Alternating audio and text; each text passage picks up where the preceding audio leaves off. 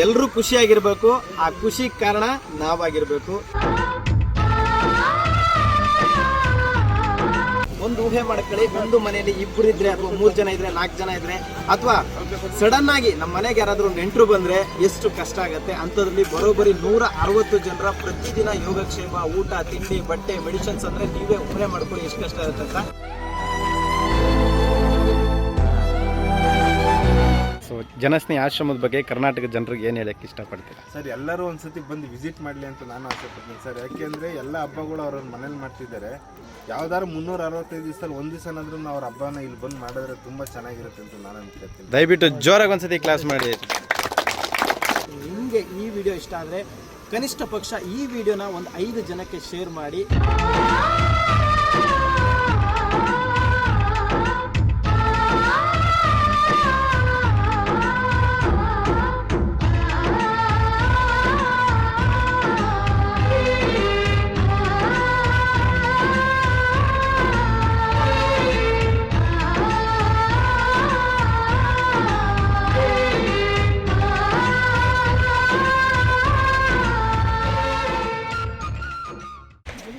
ಎಲ್ಲರಿಗೂ ನಮಸ್ಕಾರ.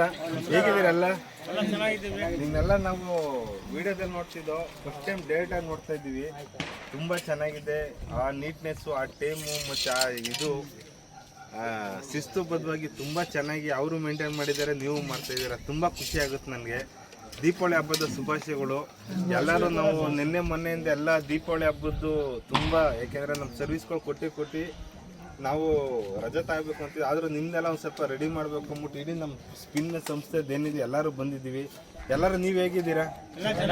ಎಲ್ಲರೂ ಚೆನ್ನಾಗಿದೆ. ಎಲ್ಲ ಟಿಫನ್ ಮಾಡಿದ್ರೆ ತುಂಬ ಚೆನ್ನಾಗಿ ಅನುಕೂಲ ಇದೆ ಸರ್. ಎಲ್ಲ ಅನುಕೂಲ ನೋಡಿದೆ. ಶಿಸ್ತುಬದ್ಧವಾಗಿ ಇದ್ದಾಗಲೇ ನಂಗೆ ಗೊತ್ತಾಗಿಲ್ಲ ಸರ್. ಮಾಡ್ತಾ ಇದ್ದಾರೆ, ಹೇಗೆ ಸರ್ ಮಾಡ್ತಾ ಇದ್ದಾರೆ ಎಲ್ಲರೂ. ಇಲ್ಲ ಎಲ್ಲ ತರದ್ದು ಚೆನ್ನಾಗಿದೆ. ಟಿಫನ್ ಇಂದ ಹಿಡಿದು ಊಟ ಅವಸ್ಥೆ, ಸ್ನಾನ ಎಲ್ಲ. ಏರ್ ಕಟ್ ಆದ್ಮೇಲೆ ಹೊಸ ಬಟ್ಟೆಗಳು ಬೇಕು ಅಂದ್ಬಿಟ್ಟು ಹೊಸ ಬಟ್ಟೆಗಳು ಸದ ರೆಡಿ ಆಗಿದೆ ದೀಪಾವಳಿ ಹಬ್ಬಕ್ಕೆ. ಫುಲ್ಲು ಟೋಟಲ್ಲು ಎಲ್ಲಾರ್ಗು 106 ಜನ ಹಿಂಗೆ ಕೂತಿರೋದು ನೋಡಿದ್ರೆ ನಮಗೆ ತುಂಬಾ ಖುಷಿ ಆಗುತ್ತೆ.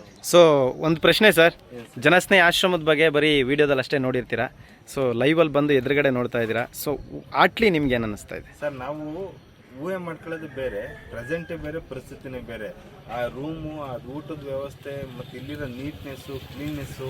ಯಾವುದೇ ಒಂದು ಆಶ್ರಮಕ್ಕೆ ಹೋದಾಗಲೂ ಒಂದು ರೋಡಲ್ಲಿ ಹೋಗ್ಬೇಕು, ನಾ ಗಲೀಜು, ಆ ಸ್ಮೆಲ್ಲು ಅಂತ ಇರ್ತದೆ. ಇಲ್ಲಿ ಬಂದರೆ ನಿಜವಾಗ್ಲೂ ಹೇಳ್ತೀನಿ, ಸ್ವಂತ ಮನೇಲಿ ಹೆಂಗೆ ಓಡಾಡ್ತೀವಿ ಆ ಥರ ಫೀಲ್ ಇತ್ತು ಸರ್ ನಮಗೆ ಅಂತಲ್ಲ. ಎಲ್ಲ ಹುಡುಗರುಗಳಿಗೂ ಅಷ್ಟೇ.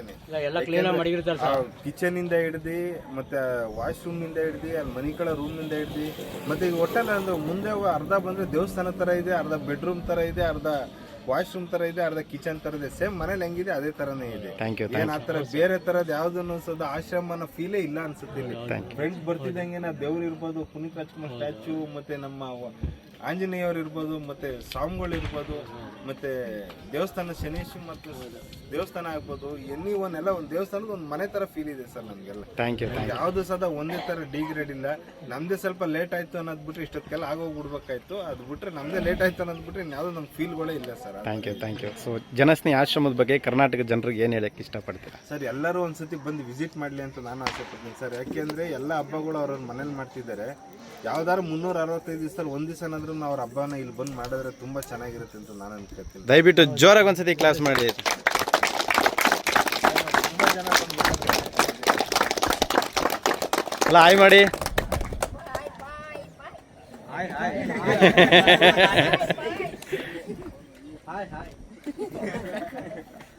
ಸೊ ಶುರು ಮಾಡೋಣ. Thank you. All the best. ಒಳ್ಳೇದಾಗಲಿ ಸರ್.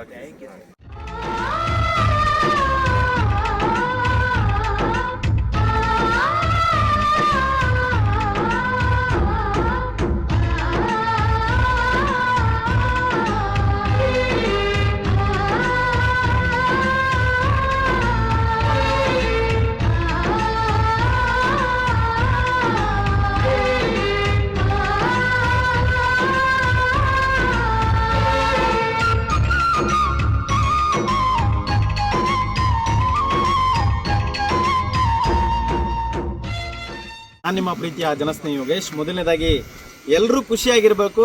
ಆ ಖುಷಿ ಕಾರಣ ನಾವಾಗಿರ್ಬೇಕು. ಜನಸ್ನೇಹಿ ಆಶ್ರಮದಲ್ಲಿರೋ ಬರೋಬ್ಬರಿ 160 ಜನ ದೇವ್ರ ಮಕ್ಕಳ ಯೋಗಕ್ಷೇಮ ಪ್ರತಿದಿನ ಅವ್ರಿಗೆ ಊಟ ಆಗಿರ್ಬೋದು, ಬಟ್ಟೆ ಆಗಿರ್ಬೋದು, ತಿಂಡಿ ಆಗಿರ್ಬೋದು, ಅದರ ವ್ಯವಸ್ಥೆಯನ್ನು ಮಾಡೋದು ಅಷ್ಟು ಸುಲಭದ ಮಾತಲ್ಲ. ಆದರೆ ಕರ್ನಾಟಕದ ಜನ ಸಪೋರ್ಟು, ಪ್ರೀತಿ, ಆಶೀರ್ವಾದದಿಂದ ಈ ಒಂದು ಸಂಸ್ಥೆ ನಡೀತಾ ಇದೆ. ಸೊ ಇವತ್ತು ಬರೋಬ್ಬರಿ 160 ಜನ ಏನು ದೇವ್ರ ಮಕ್ಕಳಿದ್ದಾರೆ ಎಲ್ರಿಗೂ ಕೂಡ ಕಟಿಂಗ್, ಶೇವಿಂಗ್ ಎಲ್ಲವನ್ನು ಕೂಡ ಇಲ್ಲಿ ನೆರವೇರಿಸ್ತಾ ಇದ್ದೀವಿ. ಸೊ ಪ್ರತಿದಿನ ಅಂದರೆ ಒಂದು ಊಹೆ ಮಾಡ್ಕೊಳ್ಳಿ, ಒಂದು ಮನೆಯಲ್ಲಿ 2 ಇದ್ರೆ ಅಥವಾ 3 ಜನ ಇದ್ರೆ, 4 ಜನ ಇದ್ರೆ, ಅಥವಾ ಸಡನ್ ಆಗಿ ನಮ್ಮ ಮನೆಗೆ ಯಾರಾದರೂ ನೆಂಟರು ಬಂದರೆ ಎಷ್ಟು ಕಷ್ಟ ಆಗುತ್ತೆ. ಅಂಥದ್ರಲ್ಲಿ ಬರೋಬ್ಬರಿ 160 ಜನರ ಪ್ರತಿದಿನ ಯೋಗಕ್ಷೇಮ, ಊಟ, ತಿಂಡಿ, ಬಟ್ಟೆ, ಮೆಡಿಸಿನ್ಸ್ ಅಂದರೆ ನೀವೇ ಊಹೆ ಮಾಡ್ಕೊಳ್ಳಿ ಎಷ್ಟು ಕಷ್ಟ ಆಗುತ್ತೆ ಅಂತ. ಸೊ ಈ ಒಂದು ಸೇವೆ ಮಾಡ್ತಿರೋದು ನಾವು. ಸೊ ಭಗವಂತನ ಆಶೀರ್ವಾದ, ಕರ್ನಾಟಕದ ಜನರ ಆಶೀರ್ವಾದ. ಪ್ರತಿಯೊಬ್ಬರು ಕೂಡ ಈ ವಿಡಿಯೋನ ನೋಡೋಂಥವ್ರು ಪ್ರತಿಯೊಬ್ಬರು ಈ ವಿಡಿಯೋನ ಶೇರ್ ಮಾಡಿ, ನೀವು ಕೂಡ ಈ ಒಂದು ಪುಣ್ಯದ ಕೆಲಸಕ್ಕೆ ಕೈ ಜೋಡಿಸ್ಬೋದು. ಸೊ ಇಲ್ಲಿಗೆ ರೇಷನ್ ಆಗಿರ್ಬೋದು, ಮೆಡಿಸಿನ್ಸ್ ಆಗಿರ್ಬೋದು, ಅಥವಾ ದಿನಸಿ ಸಾಮಗ್ರಿಗಳಾಗಿರ್ಬೋದು, ಇವ್ರಿಗೆ ಬೇಕಾಗಿರ್ತಕ್ಕಂಥ ಊಟಕ್ಕೆ ಬೇಕಾದಂಥ ಸಾಮಗ್ರಿಗಳನ್ನಾಗಿರ್ಬೋದು ಕಳಿಸ್ಕೊಡ್ಬೋದು. ನೀವು ಒಬ್ಬರಿಗೆ ಕೊಟ್ಟರು ಕೂಡ ಅದು ಭಾಳ ಸಂತೋಷ ಆಗುತ್ತೆ. ನೀವು ದುಂದು ವೆಚ್ಚ ಮಾಡಿ ಬೀಡಿ ಸೇದಿ, ಸಿಗರೇಟ್ ಸೇದಿ ಅಥವಾ ಎಣ್ಣೆ ಹೊಡೆದು ಖಾಲಿ ಮಾಡೋ ದುಡ್ಡಲ್ಲಿ ಒಂದೊತ್ತಿನ ಊಟಕ್ಕೆ ಕೂಡ ನೀವು ಸಹಾಯ ಮಾಡಿದ್ರೆ ಇಲ್ಲಿರ್ತಕ್ಕಂಥ ಎಲ್ಲ ದೇವ್ರ ಮಕ್ಕಳು ತೃಪ್ತಿಯಾಗಿರ್ತಾರೆ ಅಂತಲೇ ಹೇಳ್ಬೋದು. ಸೊ ನೋಡ್ಬೋದು ನೀವು ಇಲ್ಲಿ ಎಲ್ರಿಗೂ ಕೂಡ ಎಷ್ಟು ಶಿಸ್ತುಬದ್ಧವಾಗಿ ಏರ್ ಕಟ್ ಆಗ್ತಾ ಇದೆ. ಸಂಸ್ಥೆ ಶುರುವಾದಾಗಿಂದ ಇವತ್ತಿನವರೆಗೂ ಕೂಡ ಇಲ್ಲಿರ್ತಕ್ಕಂಥ ಎಲ್ಲ ದೇವ್ರ ಮಕ್ಕಳಿಗೂ ಕೂಡ ಹೊಸ ಬಟ್ಟೆನೇ ಕೊಡೋದು. ಯಾಕಂತ ಹೇಳಿದ್ರೆ ಯಾರೋ ತಂದುಕೊಟ್ಟಿದ್ದ ಬಟ್ಟೆ ಆಗಿರ್ಬೋದು ಅಥವಾ ಯಾರೋ ಹಾಕಿ ಬಿಟ್ಟಂಥ ಬಟ್ಟೆಗಳನ್ನಾಗಿರ್ಬೋದು ನಾವು ಕೊಡೋದಿಲ್ಲ. ಇಲ್ಲಿ ಪ್ರತಿಯೊಬ್ಬ ದೇವ್ರ ಮಕ್ಕಳಿಗೂ ಕೂಡ ನಮ್ಮ ಮನೆಯಲ್ಲಿ ಒಬ್ಬರು ಅನ್ನೋ ಥರ ನಾವು ಭಾವಿಸ್ತೀವಿ. ನಮ್ಮ ದೊಡ್ಡಪ್ಪ, ಚಿಕ್ಕಪ್ಪ, ಮಾವ ಅನ್ನೋ ರೀತಿಯಲ್ಲಿ ಅವರನ್ನು ಗೌರವಿಸ್ತೀವಿ. ಸೊ ಇಲ್ಲಿರ್ತಕ್ಕಂಥ ಎಲ್ರಿಗೂ ಕೂಡ ನಮ್ಮ ಕೈಲಾದಂಥ ನಿಸ್ವಾರ್ಥ ಸೇವೆಯನ್ನು ಮಾಡ್ತಾ ಇದ್ದೀವಿ. ಸೊ ನಿಮಗೆ ಈ ವಿಡಿಯೋ ಇಷ್ಟ ಆದರೆ ಕನಿಷ್ಠ ಪಕ್ಷ ಈ ವಿಡಿಯೋನ ಒಂದು 5 ಜನಕ್ಕೆ ಶೇರ್ ಮಾಡಿ. ನಿಮ್ಮಲ್ಲಿ 5 ಜನಕ್ಕೆ ನೀವು ಶೇರ್ ಮಾಡೋದ್ರಿಂದ ಇಲ್ಲಿಗೆ ಯಾರಾದರೂ ದಾನಿಗಳು ಬರ್ಬೋದು, ರೇಷನ್ ತಂದು ಕೊಡ್ಬೋದು, ಮೆಡಿಸಿನ್ಸ್ ತಂದು ಕೊಡ್ಬೋದು. ಇಲ್ಲಿರ್ತಕ್ಕಂಥ ದೇವ್ರ ಮಕ್ಕಳ ಆಶೀರ್ವಾದ ಪಡೆಯೋದಕ್ಕೆ ಒಂದು ಸುವರ್ಣ ಅವಕಾಶ ಅಂತಲೇ ಹೇಳ್ಬೋದು. ಪ್ರತಿಯೊಬ್ಬರು ಕೂಡ ನಿಮಗೆ ಈ ವಿಡಿಯೋ ನೋಡಿ ಸಹಾಯ ಮಾಡೋದಕ್ಕೆ ಆಗಿಲ್ಲ ಅಂದರೂ ಪರವಾಗಿಲ್ಲ, ದಯವಿಟ್ಟು ಈ ವಿಡಿಯೋನ ಮತ್ತೊಬ್ಬರಿಗೆ ಶೇರ್ ಮಾಡಿ. ಎಲ್ರಿಗೂ ಒಳ್ಳೆಯದಾಗಲಿ, ಶನೇಶ್ವರ ಒಳ್ಳೇದು ಮಾಡಲಿ. ನಮಸ್ಕಾರ.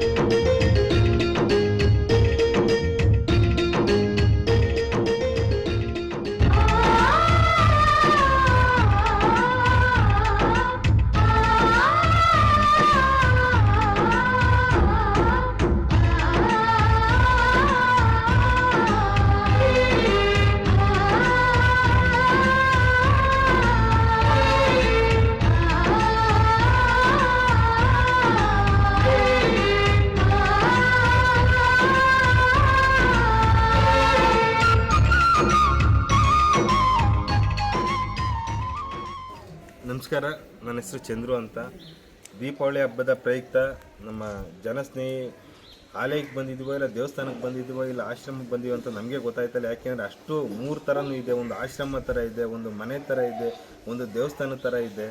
ಅಸಾಧ್ಯವಾದದ್ದು ಸಾಧ್ಯ ಮಾಡಿರೋ ನಮ್ಮ ಜನಸ್ನೇಹಿ ಅಣ್ಣಂಗೆ ನಾವು ತುಂಬ ಹೃದಯದ ಧನ್ಯವಾದಗಳು ಹೇಳ್ತೀವಿ.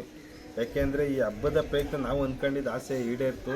ಮತ್ತು ಈ ಇನ್ನೂ 365 ದಿವಸದಲ್ಲಿ ನಿಮ್ಮ ಮನೇಲಿ ಯಾವುದೇ ಒಂದು ಹಬ್ಬ ಮಾಡಬೇಕು ಅಂತಿದ್ದಾಗ ಅದರಲ್ಲಿ ಒಂದು ಭಾಗ ಇನ್ನೂ ಒಂದು ಮಾಡ್ಕೊಳ್ಳಿ. ಯಾವುದೇ ಯಂಗ್ ಹುಡುಗರು ಇರ್ಬೋದು, ಇಲ್ಲ ವಯಸ್ಸಾದವ್ರು ಹುಡುಗರು ಇರ್ಬೋದು, ಮನೇಲಿ ಫ್ಯಾಮಿಲಿ ಇರ್ಬೋದು, ಎನಿ ಒಂದು ಫಂಕ್ಷನ್ ಇರ್ಬೋದು, ಎನಿ ಒಂದು ಇರ್ಬೋದು, ನಾವೇ ಒಂದು 5ರಿಂದ 10 ಜನ ಬಂದರೆ ನಮಗೆ ನಿಭಾಯಿಸೋದು ತುಂಬ ಕಷ್ಟ ಆಗುತ್ತೆ. ಅಂಥದ್ರಲ್ಲಿ ಇಲ್ಲಿ 160 ಜನಕ್ಕೆ ಅಟ್ ಎ ಟೈಮು ಊಟ, ಬೆಳಿಗ್ಗೆ ಟಿಫನು, ಮಧ್ಯಾಹ್ನ ಊಟ, ರಾತ್ರಿ ಊಟ, ಮತ್ತು ಅಷ್ಟೇ ಇದಾಗಿ ಮೆಡಿಷನು ಮತ್ತು ಎಲ್ಲ ಥರದ್ದು ಮೇಂಟೆನೆನ್ಸ್ ಮಾಡಿದ್ದಾರೆ. ಇವರೆಲ್ಲರಿಗೂ ಇವ್ರಿಗೂ ಮತ್ತು ಇವ್ರ ಜೊತೆಗೆ ಇನ್ನೊಂದು ಏನಂತಂದರೆ ಇವರ ವೈಫು ಮತ್ತು ಇವ್ರ ಮಗ ನಮ್ಮ ಮನೆ ನಮ್ಮ ಯಾರಾದರೂ ಫ್ಯಾಮಿಲಿಗಳಲ್ಲಿ ಯಾರಾದರೂ ಬರ್ತಾರೋ ಒಬ್ರು ರೂಮ್ಗೆ ಹೋಗೋದು, ಅಲ್ಲಿಗೆ ಹೋಗೋದು, ಅಲ್ಲಿ ಹೋಗೋದು ನೋಡಿದ್ದೀನಿ. ಅದೆಲ್ಲ ಬಿಟ್ಟು ಅಂದರೆ ಇವ್ರ ತಂದೆಯವರು, ಇವ್ರ ಮಗ ಮತ್ತು ಇವ್ರ ವೈಫು ಎಲ್ಲನೂ ಸದಾ ಒಂದು ಫ್ಯಾಮಿಲಿ. ಅವರೆಲ್ಲಿ ಊಟ ಮಾಡ್ತಿದ್ರು ಅಲ್ಲೇ ಮಾಡ್ತಿದ್ದಾರೆ, ಅವರೆಲ್ಲಿ ಓಡಾಡ್ತಿದ್ರು ಅಲ್ಲೆಲ್ಲ ಓಡಾಡ್ತಾರೆ. ನಮ್ಗೆ ನೋಡಿ ತುಂಬ ಖುಷಿ ಆಯಿತು. ಇದು ನಾವು ನೋಡಿ ಖುಷಿ ಪಡೋದಕ್ಕಿಂತ ನೀವೇ ಒಂದು ಸತಿ ಬಂದು ಈ ಆಲಯದ ಬಗ್ಗೆ, ಈ ದೇವಸ್ಥಾನ ಬಗ್ಗೆ, ಆಶ್ರಮದ ಬಗ್ಗೆ ಮೂರಲ್ಲಿ ನೀವು ಇಲ್ಲಿ ಬಂದ್ರೇ ಗೊತ್ತಾಗೋದು ನಿಮ್ಗೆ ಯಾವ ಥರ ಇರುತ್ತೆ ಅಂತ. ಹಾಗಾಗಿ ತುಂಬ ಚೆನ್ನಾಗಿ ಅಚ್ಚುಕಟ್ಟಾಗಿ ಎಲ್ಲನೂ ಥರನೂ ಒಂದು ಯಾವುದೇ ಥರದ ಒಂದು ಕೊರತೆನೂ ಸಹ ನಮಗೂ ಕಾಣ್ತಾ ಇಲ್ಲ. ನೀವು ಯಾವತ್ತಾದ್ರೂ ಒಂದು ಸತಿ ಈ ಕಡೆ ಬಂದಾಗ ನೀವು ಬಂದು ಒಂದು ಸತಿ ಭೇಟಿ ಕೊಡಿ. ಈ ಎಲ್ಲ ನಮ್ಮ ಇವ್ರ ಟೀಮ್ ಏನು ಸಹಾಯ ಮಾಡ್ತಾ ಇದ್ದಾರೋ ಅವ್ರಿಗೂ ಸದಾ ಧನ್ಯವಾದಗಳು. ಮಾಡಬೇಕು ಅಂದ್ಕೊಂಡಿದ್ದವ್ರಿಗೂ ಧನ್ಯವಾದಗಳು. ತುಂಬ ಎಷ್ಟು ಜನ ಬರ್ತೀರೋ ಅಷ್ಟು ನಿಮಗೂ ಗೊತ್ತಾಗುತ್ತೆ ಇಲ್ಲಿರೋ ಪರಿಸ್ಥಿತಿ ಮತ್ತು ವಸ್ತು ಪರಿಸ್ಥಿತಿ. ಮತ್ತು ಹೊಸ ಕಡೆ ಕಟ್ಟಡ ಕಟ್ತಿದ್ದಾರೆ, ಅದು ಸ್ವಲ್ಪ ಜಲ್ದಿ ಆಗಲಿ. ಅದಕ್ಕೂ ಯಾರ್ಯಾರು ದಾನಿಗಳಿದ್ದಾರೋ, ಯಾರ್ಯಾರು ಸ್ವಲ್ಪ ಹೆಲ್ಪ್ ಮಾಡಬೇಕು ಅಂತಿದ್ದಾರೆ ಅವರೆಲ್ಲ ಕ್ಲೀನಾಗಿ ಒಂದು ಸ್ವಲ್ಪ ಆ ಜಾಗ ನೋಡ್ಕೊಂಡು ಮಾಡಿಕೊಡಿ. ಇದಕ್ಕೆಲ್ಲ ಬೆನ್ನೆಲುಬಾಗಿರೋ ನಾನು ನಂಬಿರೋ ಚೌಡೇಶ್ವರಿ ಮತ್ತು ಶನಿ ಮಹಾತ್ಮ ಸ್ವಾಮಿಗಳಿಗೆ ಈ ಆಶೀರ್ವಾದ ಕೊಡ್ತಿದ್ರಲ್ಲ, ಇದಕ್ಕೆ ತುಂಬ ಹೃದಯದ ಧನ್ಯವಾದಗಳು ಅಂತ ಕೇಳ್ಕೊತೀನಿ. ಥ್ಯಾಂಕ್ ಯು ಸೋ ಮಚ್ ಅಣ್ಣ, ಥ್ಯಾಂಕ್ ಯು. ಸೊ ಎಲ್ರಿಗೂ ಸರ್ವಿಸ್ ಕೊಟ್ಟಿದ್ದೀರಾ, ಧನ್ಯವಾದಗಳು. ಜೊತೆಗೆ ಇಲ್ಲಿರ್ತಕ್ಕಂಥವ್ರು ಎಲ್ಲರನ್ನೂ ನೋಡಿದಾಗ ನಿಮ್ಮ ಮನಸ್ಸಿಗೆ ಏನು ಅನಿಸುತ್ತೆ? ನಾವು ಹೊರಗಡೆ ಸಾವಿರಾರು ಜನ ನೋಡ್ತಾ ಇರ್ತೀವಿ, ರೋಡಲ್ಲಿ ಯಾರೋ ಮಲಗಿದ್ದಾಗ ಅವ್ರಿಗೆ ಸಹಾಯ ಮಾಡಬೇಕು ಅನಿಸುತ್ತೆ, ಟೈಮ್ ಇರಲ್ಲ. ಸೊ ಇಷ್ಟು ಜನ ರಸ್ತೆಯಲ್ಲಿ ಸಿಕ್ಕಿರೋರು ಇಲ್ಲಿ ಇರೋದು ಇವಾಗ. ಸೊ ಇವ್ರನ್ನೆಲ್ಲ ನೋಡಿದಾಗ ಮಕ್ಕಳಿಗೆ ಅಂದರೆ ಇವತ್ತಿನ ಯೂತ್ಸ್ ಎಲ್ಲ ಕುಡಿದು ತಿಂದು ಅವ್ರವ್ರ ಲೈಫ್ ಸ್ಟೈಲ್ಗೋಸ್ಕರ ಅವ್ರ ಜೀವನವನ್ನು ಹಾಳು ಮಾಡ್ಕೊಳ್ಳೋಂಥವ್ರಿಗೆ ಏನು ಹೇಳೋಕ್ಕೆ ಇಷ್ಟಪಡ್ತೀರಾ? ಅಣ್ಣ, ಇದು ನಾವು 1ನೇ ಕ್ಲಾಸಿಂದ 10ನೇ ಕ್ಲಾಸ್ಗೆ ಓದಿರೋ ಪಾಠಗಳನ್ನ ಏನು ಕಲಿಬೇಕು ಅಂತ 10 ವರ್ಷ ಬೇಕಾಗುತ್ತೋ, ಇಲ್ಲಿ ಬಂದು ಒಂದು ಅರ್ಧ ಗಂಟೆನ 1 ಅವರ್ ಇದ್ರೆ ಅಷ್ಟು ಎಲ್ಲ ನಮಗೆ ಬರುತ್ತೆ, ನೆನಪು ಬಂದ್ಬಿಡುತ್ತೆ. ಏನೇ ಖರ್ಚು ಮಾಡಿದ್ರು, ಏನೇ ಇದು ಮಾಡಿದ್ರು ಇಲ್ಲೊಂದೊಂದು ಊಟಕ್ಕೆ ನಾವು ಇದು ಮಾಡ್ತೀವಿ ಗೊತ್ತಾ. ಎಲ್ಲೋ ಕಡೆ ಒಂದು ಮದುವೆ ಫಂಕ್ಷನ್ದಾಗಲಿ, ಒಂದು ಹೊರಗಡೆದಾಗಲಿ ವೇಸ್ಟ್ ಆಗೋದು, ತಿರುಗಿ ಯಾರೋ ಒಬ್ರು ಬಿಟ್ಬಿಟ್ಟೋಗಿರ್ತಾರೆ, ನೀವು ಕರ್ಕೊಬರೋದು, ಅದು ಇದು ಅಂತ ಲೆಕ್ಕಂಡ್ರೆ ನಾನು ಏನೋ ಇಷ್ಟು ದಿವಸ ನಾನು ನಂಬಿರಲಿಲ್ಲ. ನಾನು ಏನೋ ನಡೀತಾರೆ ಮಾಮೂಲಿ ಅನ್ಕೊಂಡ್ರೆ ಇಲ್ಲಿ ಬಂದು ವಸ್ತು ಪರಿಸ್ಥಿತಿ ನೋಡಿದ್ನಲ್ಲ, ಇದೇ ಒಂಥರ ನನ್ನ ಮನಸ್ಸಲ್ಲಿ ಇರೋದೇ ಚೇಂಜ್ ಆಗುತ್ತೆ. ಹಂಗಾಗಿ ಸ್ಕೂಲ್ ಮಕ್ಳುಗಳನ್ನ ದೂರದಿಂದ ನೋಡುವಾಗ ಈ ಆಶ್ರಮ ಅಯ್ಯೋ ಬಿಡಪ್ಪ ಏನು ಆಶ್ರಮ ಮಾಡ್ತಾರೆ ಅನ್ಸಿತ್ತು ಸರ್. ಅದು ಅನ್ಸಿತ್ತು, ಅದಂತೂ ನಿಜ.